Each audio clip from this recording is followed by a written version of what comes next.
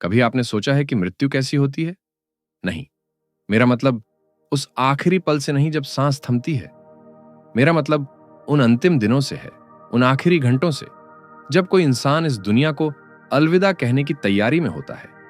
क्या वो समय डर में बीतता है या प्यार में, अकेलेपन में या अपनों के साथ? आज मैं आपको दो मौतों की कहानी सुनाऊंगा, दोनों एक ही परिवार की, और इन दोनों का फर्क शायद आपकी सोच बदल दे। सैम 70 बरस के थे जब जबान के कैंसर ने दस्तक दी। 12 साल तक लड़े, हर इलाज करवाया, जर्मनी तक गए नई दवाइयों की खोज में। लेकिन बीमारी थी कि हार मानने का नाम नहीं लेती थी। धीरे धीरे शरीर टूटता गया। गले में नली आई सांस के लिए, पेट में नली आई खाने के लिए, और वो आवाज जिससे वो अपनी पत्नी ग्लोरिया को प्यार का इजहार करते थे, वो भी छिन गई। एक सुबह सैम बेहोश हो गए। अस्पताल ले जाया गया, लेकिन ऐसे अस्पताल जहां कोई उन्हें जानता तक नहीं था। ग्लोरिया 12 घंटे वहीं बैठी रही। रात को नर्सों ने कहा, आप घर जाइए, सुबह देखेंगे। ग्लोरिया थकी हुई थी, मान गई, और फिर वो हुआ जो किसी के साथ नहीं होना चाहिए। रात को जगह बनाने के लिए सैम के बिस्तर को एक खाली गलियारे में धकेल दिया गया। सुबह जब ग्लोरिया पहुंची, सैम जा चुके थे। कब गए, कैसे गए, किसी को नहीं पता। बस इतना पता था कि जब उनकी आखिरी सांस निकली, कोई उनका हाथ थामने वाला नहीं था। 12 साल की जंग का यही अंत था। अब ग्लोरिया की कहानी सुनिए। 6 बरस बाद उन्हें भी कैंसर ने घेरा, लेकिन ग्लोरिया ने एक फैसला किया। उन्होंने देखा था कि लगातार इलाज ने सैम की जिंदगी को कैसे तोड़ा था। उन्होंने तय किया कि वो वैसे नहीं जाएंगी। जब दवाइयां काम नहीं आईं, ग्लोरिया ने इलाज बंद कर दिया और एक विशेष देखभाल सेवा से जुड़ी, जहां मृत्यु सहयोगी थे।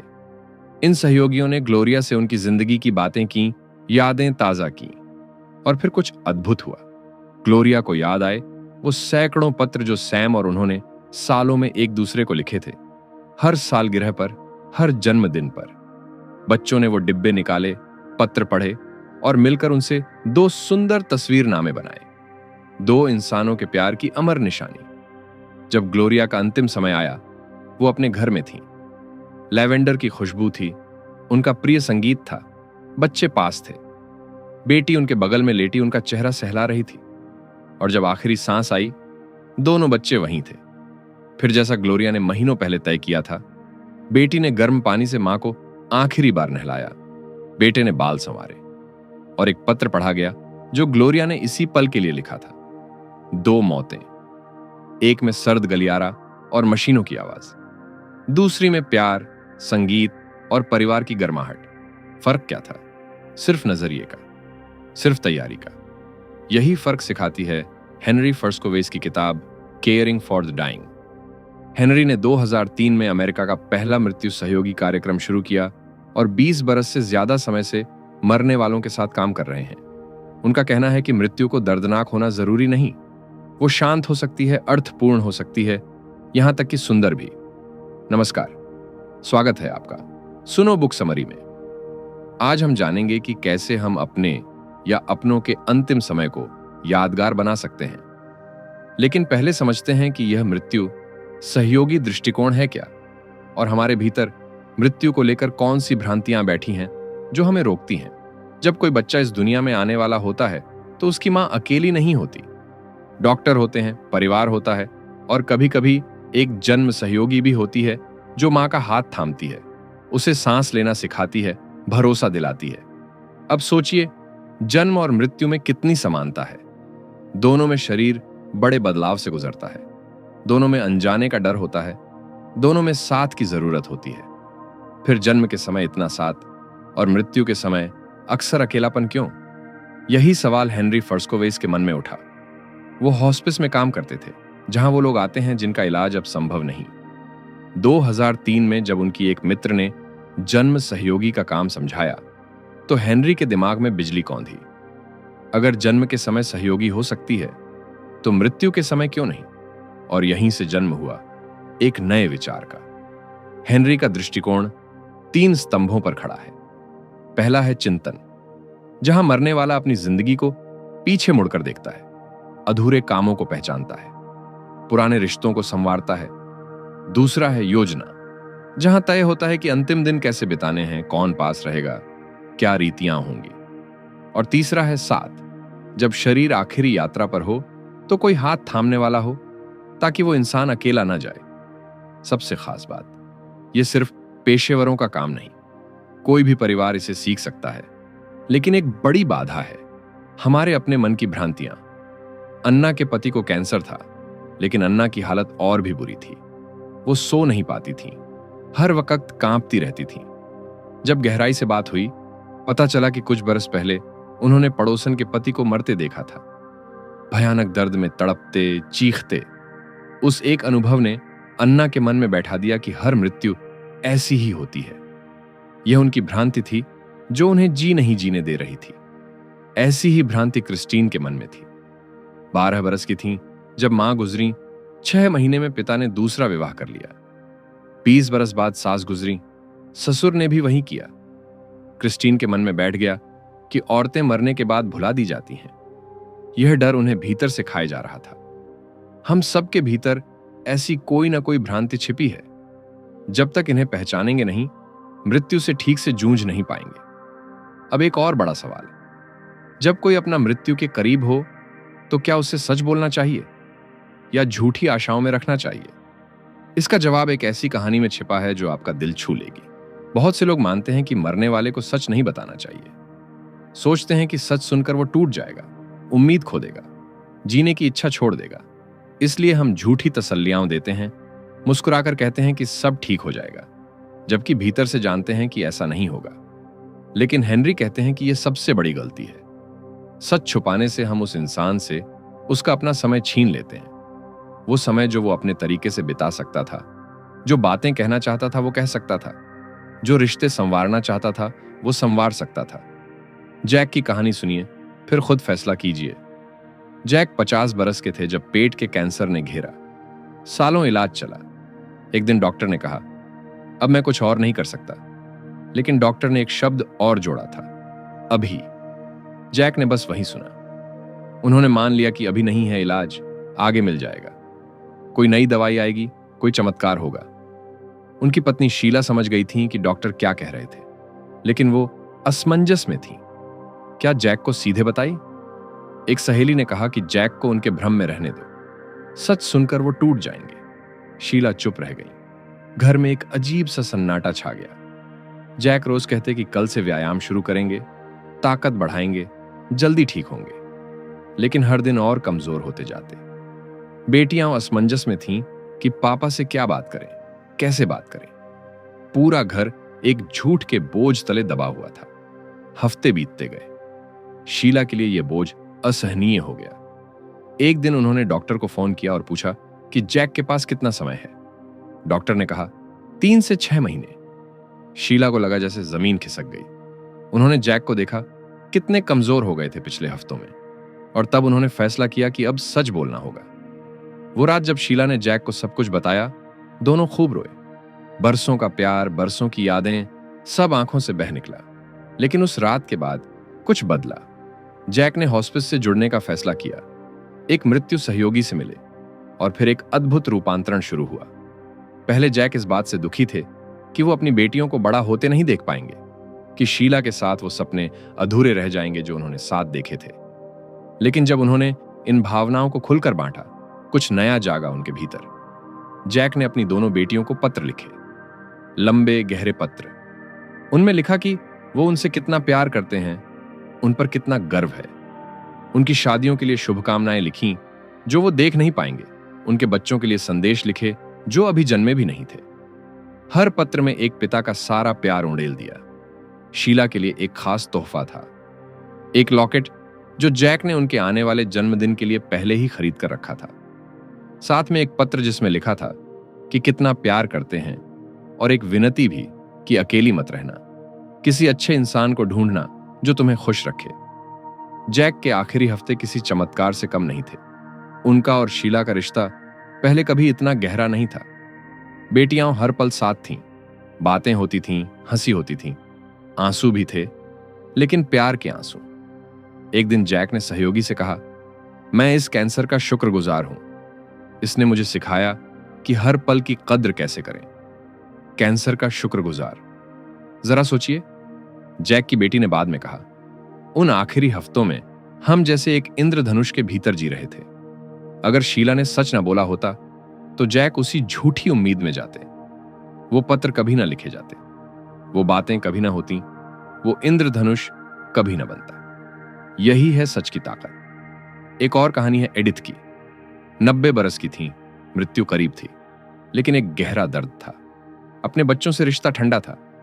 एडिथ ने खुद स्वीकारा कि वो अच्छी मां नहीं थी। जब बच्चे छोटे थे, उनका ध्यान दावतों में रहता था, समाज में रहता था। बच्चों को वो प्यार नहीं मिला जिसके वो हकदार थे। सहयोगी की मदद से एडिथ ने हर बच्चे को एक पत्र लिखा।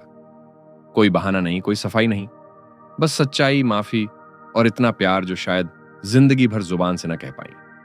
जब बच्चों ने वो पत्र पढ़े, सब बदल गया। एक बेटी रोती हुई आई और बोली कि वो बरसों से इस पल का इंतजार कर रही थी। एडिथ के आखिरी महीने प्यार से भर गए, लेकिन सच बोलने से पहले एक और कला सीखनी होती है, सुनने की कला। सुनना सिर्फ कानों का काम नहीं, सुनना दिल से होता है। बिना टोके, बिना सलाह दिए, बिना ठीक करने की कोशिश किए, बस साथ रहना, जैसे कोई साया। एंथनी की कहानी इसे समझाती है। फेफड़ों का कैंसर था, पूरी जिंदगी सरकारी विभाग में काम किया। जब सहयोगी ने पूछा कि मन में क्या चल रहा है, एंथनी ने कहा, मुझे अपने बागीचे की चिंता है। 40 बरस से वो बागीचा संवार रहे थे। टमाटर इतने अच्छे उगाते थे कि पड़ोसी कहते थे ऐसे कहीं नहीं मिलते। अब बिस्तर से उठ नहीं पाते थे, बागीचे तक जाना असंभव था। मैं नहीं चाहता कि मेरे मरने से मेरा बागीचा भी मर जाए, एंथनी ने कहा। सहयोगी ने तुरंत कोई उपाय नहीं सुझाया, बस सुनती रही। धीरे धीरे एंथनी ने खुद ही रास्ता खोजा। उन्होंने अपनी बेटी और दामाद को बागीचे की देखभाल सिखाई। परिवार ने जुगाड़ लगाकर एंथनी को कभी कभी बागीचे तक पहुंचाया, और फिर उन्होंने एक वीडियो बनवाई जिसमें वो अपने परिवार को बागीचे का हर राज बता रहे थे। वो वीडियो उनकी विरासत बन गई। एंथनी के जाने के बाद भी वो बागीचा हरा भरा है, और परिवार जब भी टमाटर तोड़ता है, एंथनी को याद करता है। सच और सुनना, ये दो कलाएं मिलकर मरने वाले को वो जगह देती हैं जहां वो अपने आप को पा सके, जहां वो उन बातों को कह सके जो सालों से अनकही थीं, जहां वो उन रिश्तों को संवार सके जो बरसों से बिगड़े थे। लेकिन कभी कभी बिगड़े रिश्तों को संवारना आसान नहीं होता।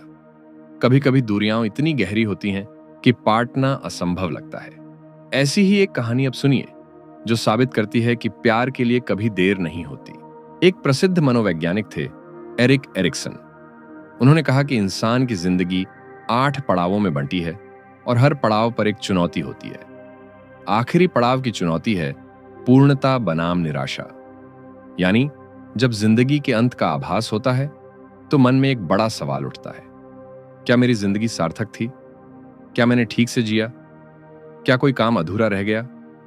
अगर इन सवालों का जवाब संतोषजनक मिले तो एक शांति आती है। अगर नहीं मिले तो बेचैनी, पछतावा और गहरी उदासी। जब किसी को पता चलता है कि अब समय कम बचा है, यह प्रक्रिया अपने आप शुरू हो जाती है। मन पीछे मुड़कर देखने लगता है, यादें उभरती हैं, कुछ मीठी, कुछ कड़वी। पुराने जख्म हरे होते हैं, अधूरी बातें याद आती हैं। मृत्यु सहयोगी का काम है इस यात्रा में साथ देना, ताकि वो इंसान निराशा में न डूबे, बल्कि पूर्णता की ओर बढ़े। रिचर्ड की कहानी इसका सबसे सुंदर उदाहरण है। रिचर्ड को अग्नाशय का कैंसर था, उम्र 60 पार। जब सहयोगी पहली बार मिले, रिचर्ड ने एक तस्वीर दिखाई।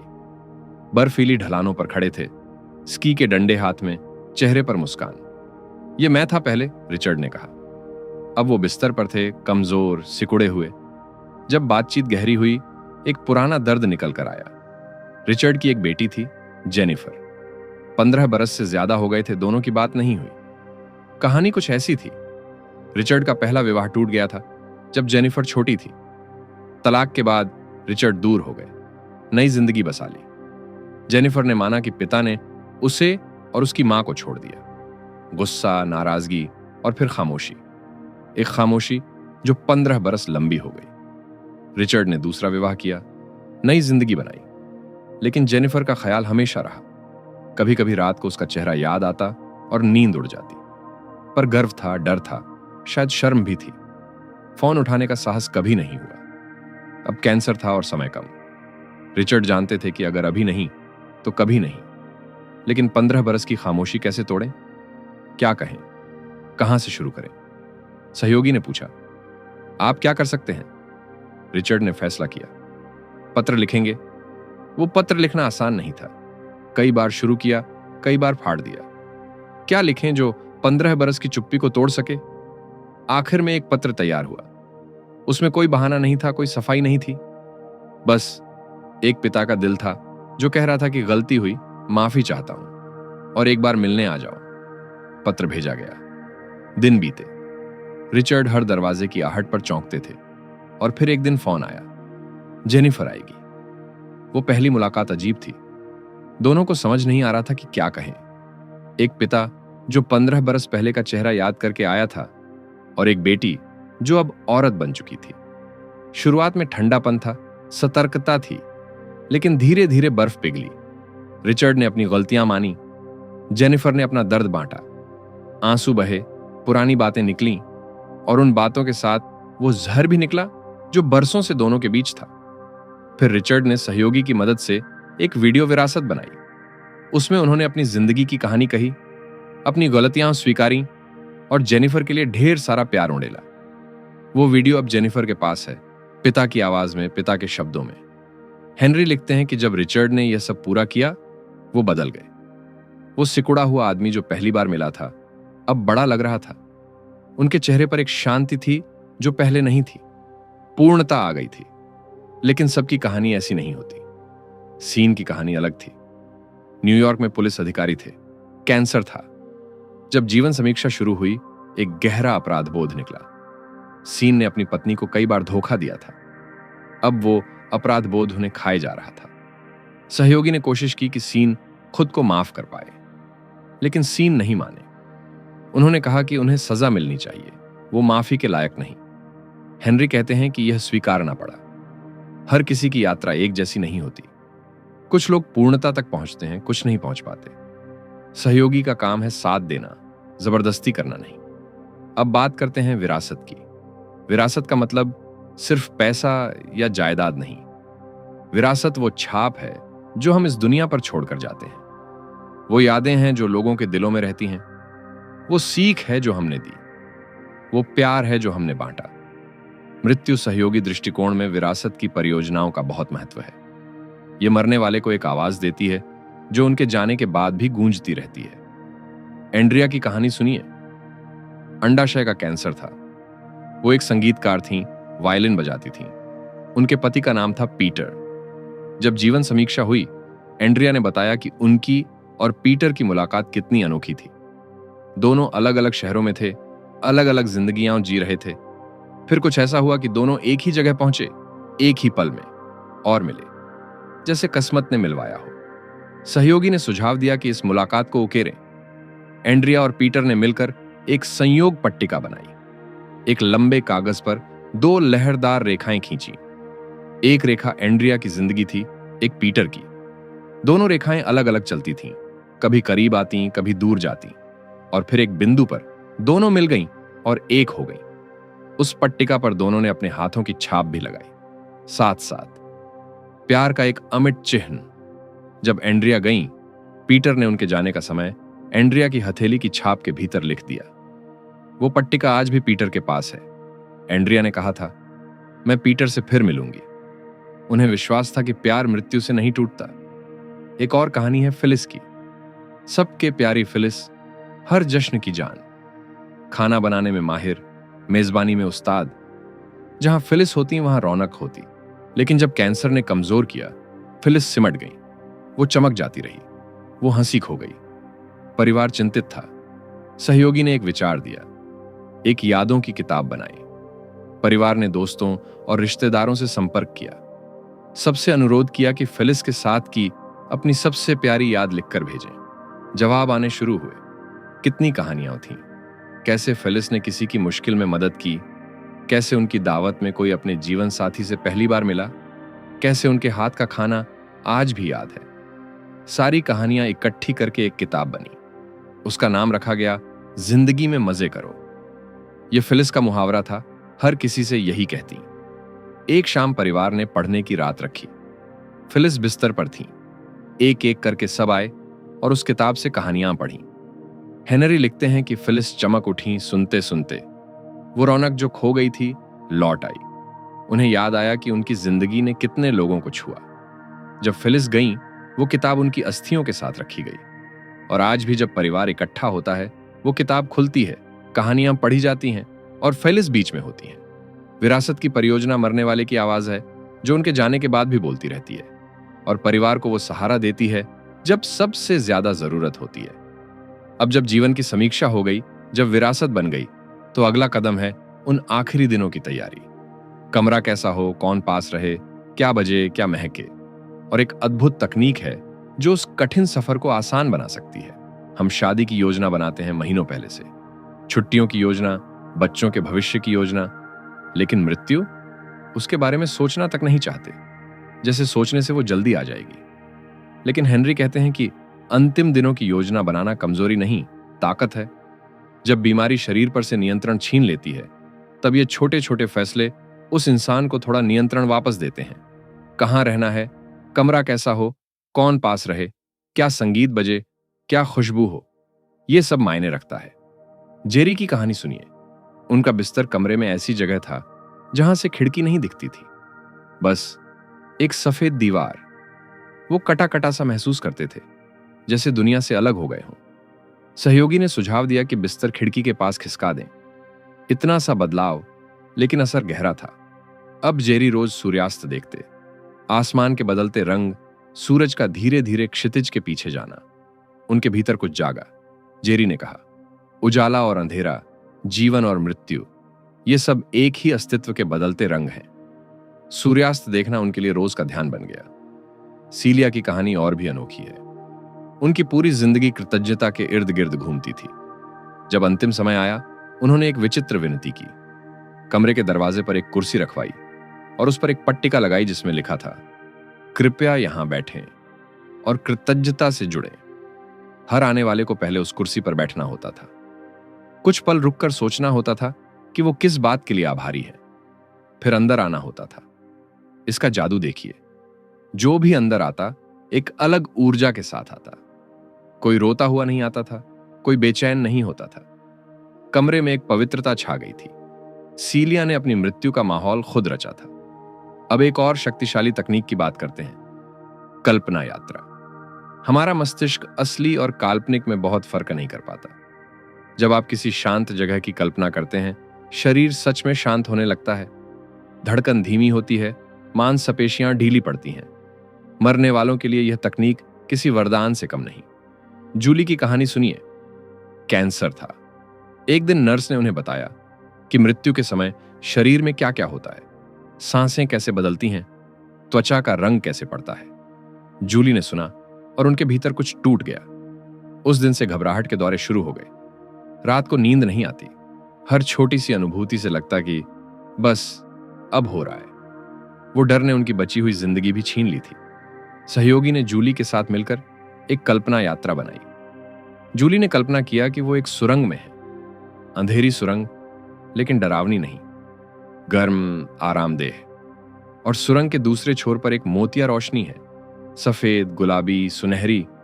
उस रोशनी में उनके वो प्रियजन हैं जो पहले जा चुके हैं। वो जूली का इंतजार कर रहे हैं, मुस्कुरा रहे हैं। जूली ने यह कल्पना रोज की। धीरे धीरे घबराहट कम हुई। मृत्यु का डर जाता रहा। उसकी जगह एक उत्सुकता आ गई। और जब जूली की मृत्यु हुई, उनके चेहरे पर मुस्कान थी। रॉबर्ट की कहानी अलग है। वो पहले पादरी थे, बाद में छोड़ दिया था। अब जब मृत्यु करीब थी, मन में संशय उठे। क्या ईश्वर है? क्या वो मुझे स्वीकारेगा? क्या पादरी का काम छोड़ना गलत था? ये सवाल उन्हें रातों को जगाए रखते थे। सहयोगी ने एक कल्पना यात्रा सुझाई। रॉबर्ट ने कल्पना किया कि वो एक सुंदर बागीचे में है। वहां उनके बचपन के पादरी फादर टोनी हैं, जिन्होंने उन्हें इस राह पर चलने की प्रेरणा दी थी। फादर टोनी बरसों पहले जा चुके थे। कल्पना में फादर टोनी ने रॉबर्ट को गले लगाया और कहा, ईश्वर तुम्हारे भीतर है, हमेशा से था। बस इतना सुनते ही रॉबर्ट का बोझ उतर गया। संशय मिट गए, शांति आ गई। उनकी मृत्यु बिना किसी बेचैनी के हुई। योजना और कल्पना यात्रा मरने वाले को वो नियंत्रण वापस देते हैं जब लगता है कि सब कुछ हाथ से फिसल रहा है। छोटे छोटे फैसले, छोटी छोटी कल्पनाएं, लेकिन बड़ा असर। अब आते हैं उस पड़ाव पर जो इस पूरी यात्रा का सबसे पवित्र हिस्सा है।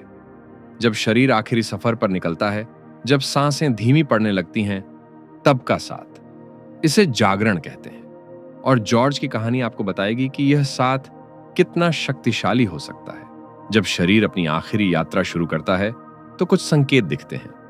भूख मिट जाती है क्योंकि शरीर अब पचा नहीं पाता। प्यास कम हो जाती है। सांसें बदलती हैं, कभी धीमी, कभी तेज, बीच में लंबे ठहराव। त्वचा का रंग बदलता है, हाथ पैर ठंडे पड़ने लगते हैं और धीरे धीरे व्यक्ति इस दुनिया से दूर होने लगता है। लेकिन एक बात याद रखिए, सुनने की शक्ति सबसे आखिर में जाती है। वो इंसान शायद बोल ना पाए, आंखें न खोल पाए, लेकिन सुन रहा होता है। इसलिए उन आखिरी पलों में जो बोला जाए वो मायने रखता है। जॉर्ज की कहानी इस पूरी किताब की सबसे शक्तिशाली कहानी है। जॉर्ज को कैंसर था। जब चिकित्सकों ने कहा कि अब बस कुछ दिनों की बात है, परिवार ने जागरण शुरू करने का फैसला किया। 5 दिन चला यह जागरण और हर पल किसी पवित्र अनुष्ठान जैसा था। शुरुआत एक संस्कार से हुई। एक बैंगनी मोमबत्ती जलाई गई जो 7 दिन तक जलने वाली थी।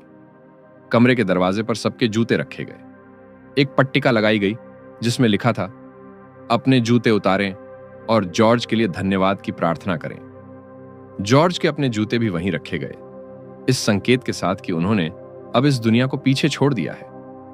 कमरे में ग्रेगोरियन भजन बज रहे थे, धीमे धीमे, मन को शांत करने वाले। फिर जॉर्ज का वो पत्र पढ़ा गया जो उन्होंने पहले से अपने परिवार के लिए लिख कर रखा था। परिवार ने तय किया कि हर पल कोई ना कोई जॉर्ज के साथ रहेगा। परिवार और सहयोगियों ने मिलकर पारियां बांट लीं। दिन में, रात में, सुबह के धुंधलके में, आधी रात की खामोशी में कोई ना कोई वहां था। हेनरी की पारी आधी रात की थी। जब वो कमरे में पहुंचे, जॉर्ज के भाई डीन वहां थे। डीन ने धीमी आवाज में कहा, यहां ऐसा लगता है जैसे किसी मंदिर में हूं। और सच में उस कमरे में कुछ था।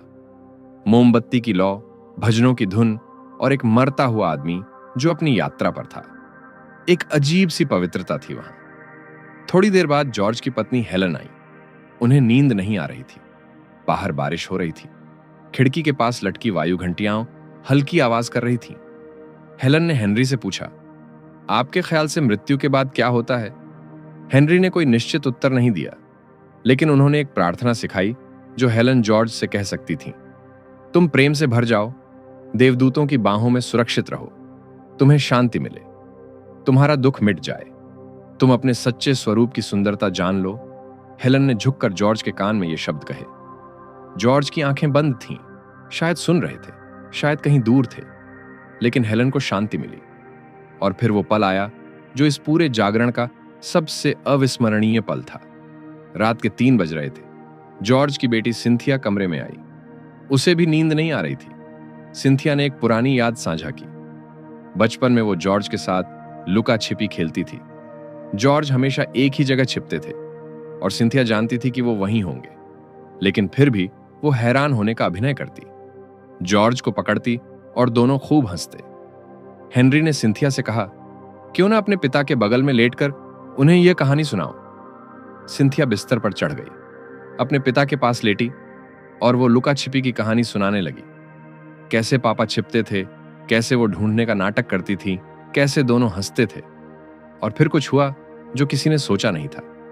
जॉर्ज की आंखें खुली, कई दिनों में पहली बार। उन्होंने अपनी बेटी को देखा और बोले, मैं भी तुमसे प्यार करता हूं, बस इतना। 4 शब्द, लेकिन उन 4 शब्दों में एक पिता का सारा प्यार था। कमरे में जो भी था, सबकी आंखें भर आईं, लेकिन ये दुख के आंसू नहीं थे। ये उस अद्भुत पल के साक्षी होने के आंसू थे। एक पिता ने अपनी बेटी को आखिरी बार प्यार करता हूं कहा। इससे बड़ी विरासत क्या होगी? वो जॉर्ज के आखिरी शब्द थे। 5वें दिन जॉर्ज की सांसें और धीमी हो गई। 1 मिनट में 5-6 सांसें, बीच में 30-30 सेकंड का ठहराव। परिवार इकट्ठा हो गया। सब जानते थे कि अब समय आ गया। आखिरी सांस बस एक हल्की सी फुसफुसाहट थी, जैसे कोई दिया बुझा हो। सिंथिया ने झुककर अपने पिता को गले लगाया। जॉर्ज गए, लेकिन अकेले नहीं, प्यार से घिरे हुए, अपनों के बीच, एक पवित्र जगह में। मृत्यु के बाद भी संस्कारों का महत्व है। बैरी की कहानी सुनिए। वो पेस्ट्री बनाने वाले थे। उनके बादाम वाले पेस्ट्री पूरे शहर में मशहूर थे। जब बैरी गए, उनकी पत्नी एलिजाबेथ ने तय किया कि वो खुद पति को आखिरी स्नान कराएंगी। पानी में एलिजाबेथ ने जई का आटा, खाने का सोडा और बादाम का तेल मिलाया। वो सारी चीजें जो बैरी की पूरी जिंदगी में रहीं, उनकी दुकान की खुशबू। संगीत बज रहा था। परिवार के लोग बारी बारी आए और आशीर्वाद दिए। किसी ने कहा, मैं तुम्हारे हाथों को आशीर्वाद देता हूं जिन्होंने इतनी मेहनत से इतने लोगों को खुश किया। किसी ने कहा, मैं तुम्हारे होंठों को आशीर्वाद देती हूं जिन्होंने हमेशा प्यार की बातें कहीं। यह संस्कार बैरी के लिए एक सुंदर विदाई था और एलिजाबेथ के लिए एक गहरा उपचार। संस्कार पुल का काम करते हैं, एक पड़ाव से दूसरे पड़ाव तक ले जाते हैं, अर्थ देते हैं, शांति देते हैं। लिलियन ने समुद्री कांच के धागे बनाए थे जिन पर कविताएं लिखी थीं। उनकी मृत्यु के बाद हर आने वाले ने एक धागा घर ले जाया। लिलियन का एक टुकड़ा सबके साथ गया। जागरण सिर्फ इंतजार नहीं है, यह एक पवित्र नृत्य है, उपस्थिति का, प्रेम का, देखभाल का। जब हम किसी के साथ उनकी आखिरी यात्रा में होते हैं तो हम उन्हें सबसे बड़ा उपहार दे रहे होते हैं, अकेले न जाना, प्यार से घिरे जाना। लेकिन कहानी यहां खत्म नहीं होती। मृत्यु के बाद भी एक जरूरी काम बचता है। उनके लिए जो पीछे रह गए, मृत्यु हो गई, जागरण समाप्त हुआ, अंतिम संस्कार हो गया, लोग अपने अपने घरों को लौट गए। लेकिन मृत्यु सहयोगी का काम यहां खत्म नहीं होता। 3 से 6 सप्ताह बाद सहयोगी वापस आते हैं। इसे पुनर्संस्करण कहते हैं। क्यों जरूरी है यह? क्योंकि मृत्यु के तुरंत बाद तो सब कुछ धुंधला होता है। अंतिम संस्कार की व्यवस्थाएं, आने जाने वाले फोन, सांत्वनाएं, सब कुछ इतनी तेजी से होता है कि दुख को महसूस करने का समय ही नहीं मिलता। असली शोक 3-4 सप्ताह बाद शुरू होता है, जब सब चले जाते हैं, जब घर खाली हो जाता है, जब फोन बजना बंद हो जाता है। तब वो खामोशी सबसे भारी लगती है, तब उस इंसान की कमी सबसे गहरी चुभती है। पुनर्संस्करण में सहयोगी परिवार से मिलते हैं और पूरी कहानी सुनते हैं। इस बार परिवार बताता है क्या देखा, क्या सुना, क्या महसूस किया।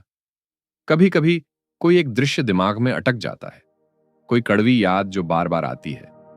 उसे बाहर निकालना जरूरी है। और सबसे जरूरी काम वो सुंदर पल वापस देना जो शोक में खो जाते हैं। ब्रिजेट और माइकल की कहानी सुनिए। माइकल जवान थे, 2 छोटी बेटियां थीं। कैंसर ने छीन लिया। पुनर्संस्करण में सहयोगियों ने ब्रिजेट को कुछ पल याद दिलाए जो उन्होंने खुद ध्यान नहीं दिए थे। एक पल था जब ब्रिजेट माइकल के बिस्तर पर चढ़कर उनके बगल में लेटी। उस पल माइकल का चेहरा शांत हो गया था, जैसे सारा तनाव पिघल गया हो। दूसरा पल था जब बड़ी बेटी दरवाजे पर खड़ी थी, अपने माता पिता को देख रही थी। उसके चेहरे पर दुख भी था और सुकून भी। दुख कि पापा जा रहे हैं, सुकून कि मम्मी पापा साथ हैं। तीसरा पल था जब घर का कुत्ता माइकल के हाथ को चाट रहा था, बिल्कुल आखिरी सांस से कुछ देर पहले, जैसे वो भी अपने तरीके से अलविदा कह रहा था। ये छोटे छोटे पल शोक में डूब जाते हैं। सहयोगी उन्हें वापस लाते हैं और ये पल उपचार के लिए जरूरी है। रोज और पॉल की कहानी भी याद आती है। यह हेनरी का पहला जागरण अनुभव था। पॉल मर रहे थे और रोज बेहद घबराई हुई थी, कमरे में बेचैनी से चक्कर लगा रही थी। हेनरी ने देखा कि कैसे धीरे धीरे रोज बदली। डर से साहस आया। जब पॉल गए, रोज ने आखिरी पल में फैसला किया कि वो खुद पति को स्नान कराएंगी। बाद में रोज ने कहा, वो पल प्रार्थना जैसा था। पुनर्संस्करण में रोज ने हेनरी से कहा, तुमने मुझे शांत किया। मैं कितनी घबराई हुई थी और तुमने मुझे संभाला। रोज को खुद नहीं पता था कि वो उन घंटों में कितनी बदल गई थी। शोक एक लंबी यात्रा है। इसमें कई पड़ाव आते हैं। पहले सुन्नपन होता है, लगता है जैसे सब सपना है, कुछ महसूस नहीं होता। फिर भावनाओं का तूफान आता है, कभी रोना, कभी गुस्सा, कभी अपराध बोध। मन एक पल में बदलता रहता है। फिर ध्यान लगाना कठिन हो जाता है। छोटे छोटे काम पहाड़ जैसे लगते हैं। फिर पहचान के सवाल उठते हैं। मैं कौन हूं अब? पत्नी थी, अब विधवा हूं। मां थी बेटी की, अब अनाथ हूं। और अकेलापन, वो इंसान जो हमेशा था अब नहीं है। उसकी जगह कोई नहीं ले सकता। शोक 2-3 साल चल सकता है, कभी कभी और भी ज्यादा। यह सामान्य है। जो कल्पना यात्राएं जागरण में काम आई, वो शोक में भी मदद करती हैं। अपने प्रियजन से कल्पना में मिलना, बात करना, वो बातें कहना जो शायद कह नहीं पाए। एक सुंदर समापन संस्कार की कहानी सुनिए। स्टीवन के परिवार की। स्टीवन की मृत्यु के कुछ सप्ताह बाद परिवार ने सहयोगियों को एक विशेष सभा के लिए बुलाया। मेज पर स्टीवन की प्रार्थना शाल बिछी थी। एक बेंत की टोकरी रखी थी जिसमें स्टीवन के विरासत संदेश थे। वो मोमबत्ती अभी भी जल रही थी जो मृत्यु के दिन से जलाई गई थी, और धीमे धीमे स्टीवन का बजाया हुआ गिटार संगीत बज रहा था। परिवार ने सहयोगियों को एक पत्र दिया। उसमें लिखा था, तुम फरिश्ते हो। फिर सहयोगियों ने अपने संदेश लिखे और उस टोकरी में रखे। स्टीवन के साथ बिताए पलों की यादें। स्टीवन को पहाड़ों पर चलना पसंद था। उनके पास अलग अलग चढ़ाइयों से लाए पत्थर थे। परिवार ने हर सहयोगी को एक पत्थर दिया स्टीवन की याद में। आखिर में सबने मिलकर अंगूरी रस का प्याला उठाया और फिर वो मोमबत्ती बुझाई गई जो हफ्तों से जल रही थी। एक अध्याय बंद हुआ। हेनरी अपनी किताब के अंत में लिखते हैं, मृत्यु एक उपहार है। सुनने में अजीब लगता है, लेकिन उनका मतलब है कि मृत्यु हमें चुनौती देती है। अपने भीतर का सबसे अच्छा बाहर लाने की चुनौती, प्यार जाहिर करने की चुनौती, जो सच में मायने रखता है उस पर ध्यान देने की चुनौती। बौद्ध धर्म में एक शिक्षा है कि अनित्यता ही अस्तित्व का स्वभाव है, कुछ भी स्थायी नहीं। जब हम यह स्वीकार कर लेते हैं तो हर पल अनमोल हो जाता है। इस किताब से कुछ सीखें जो आप आज से अपना सकते हैं। पहला, अपनी मृत्यु विषयक धारणाओं को परखें। आपके मन में मृत्यु को लेकर कौन सी मान्यताएं बैठी हैं, कहां से आई, क्या वो सच है? दूसरा, अपनों से खुलकर बात करें। वो बातें जो टालते आए हैं वो आज कहें। सच बोलें और दिल से सुनें। तीसरा, अपनी विरासत के बारे में सोचें। आप क्या छोड़कर जाना चाहते हैं, कैसे याद किए जाना चाहते हैं? चौथा, योजना बनाएं। डरावना लगता है लेकिन ताकत देता है। अपनी इच्छाएं लिखकर रखें। पांचवा, उपस्थिति का अभ्यास करें। जब किसी के साथ हों, सच में उनके साथ हों। फोन नीचे रखें, दिमाग की भागदौड़ रोकें, बस वहां रहें। हेनरी कहते हैं कि उन्होंने 20 बरस में सैकड़ों मृत्यु देखी हैं और हर एक ने उन्हें यही सिखाया कि मृत्यु को सार्थक बनाना हमारे हाथ में है। सैम अस्पताल की ठंडी गलियारे में अकेले गए। ग्लोरिया अपने घर में प्यार से घिरी शांति से गईं। फर्क क्या था? बीमारी एक जैसी थी, इलाज मिला दोनों को। फर्क था नजरिए का, फर्क था जागरूकता का, फर्क था तैयारी का। मृत्यु अटल है, वो आएगी, हम चाहें या ना चाहें। लेकिन वो कैसी होगी, वो हमारे हाथ में है। अगर ये कहानियां आपके दिल को छुईं तो इस वीडियो को उन लोगों के साथ साझा करें जिन्हें इसकी जरूरत है। नीचे कमेंट में बताएं कि आपने इस वीडियो से क्या सीखा। और अगर आप चाहते हैं कि हम और ऐसी किताबों की कहानियां लाएं तो इस चैनल से जुड़े रहें। मिलते हैं अगले वीडियो में। जय हिंद।